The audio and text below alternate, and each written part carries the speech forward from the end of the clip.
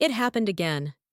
Another World Cup dream, crushed not just by a loss on the field, but by a deeper institutional failure. The headlines are loud. Steve McClaren resigns as Reggae Boyz head coach. The easy story is to blame the tactics, the players, or the man who took the fall. But here's the cold, hard truth. The players and the coach were set up to fail. McClaren took responsibility, but this is not about one man's failure. This is about the Jamaica Football Federation, JFF, failing the nation. This is about poor funding, inadequate support, and years of administrative chaos that guarantee heartbreak every 4 years. Today, we demand answers. We investigate the money, the planning, and the administrative betrayal that cost Jamaica its biggest dreams. The coach resigned. Now, who in the JFF will follow? A coach resigning after a major failure is standard practice globally. But in Jamaica, it feels different. We hired a high-profile coach like McClaren, bringing the expectation of world-class standards.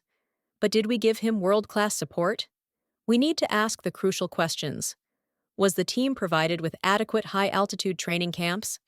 Were the facilities up to the standard needed to compete against top nations? And most importantly, was the administrative backing strong enough to execute the coach's long-term vision? A coach works with the tools he is given. If the administrative framework is broken, if the finances are opaque, and if the preparation is compromised, even the best tactics will fail. The resignation is a symptom. The real disease lies in the boardroom. This is the core of the problem, the JFF's financial preparedness. We know the qualification process requires immense funding for travel, for securing top-tier talent from the Diaspora, and for competitive player compensation. Where did the national funding and corporate sponsorship money go? Was it all dedicated to the team's needs, or was it swallowed by administrative costs and lack of transparency? The lack of clarity around the JFF's budget is a perpetual issue that fuels public skepticism. When the team fails, the first and most painful question is, did we have the money and was it spent correctly? This lack of financial accountability means the JFF avoids taking the blame, while the coach is left to face the public fury. We need full financial transparency from the JFF. Now, another major factor in this recurring failure is the structural chaos surrounding the recruitment of our diaspora talent. We have a wealth of world-class players, ready and often willing to play for the Reggae Boyz.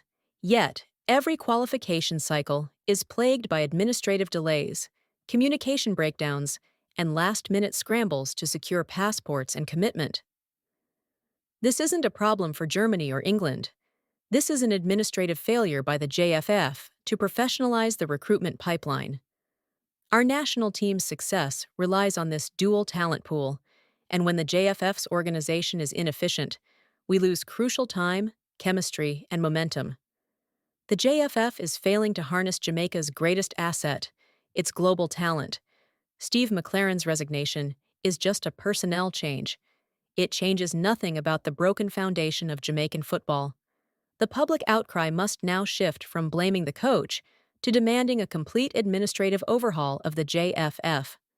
We need a leadership structure with world-class business management, financial transparency, and a long-term strategic plan that extends beyond the next election cycle. The question is not who the next coach will be. The question is, will the JFF leadership finally demonstrate the accountability they demand from the players? The Reggae Boyz are a source of national pride. We deserve a World Cup caliber administration to match our World Cup caliber talent. The time for business as usual is over. The administration failed us. We demand accountability.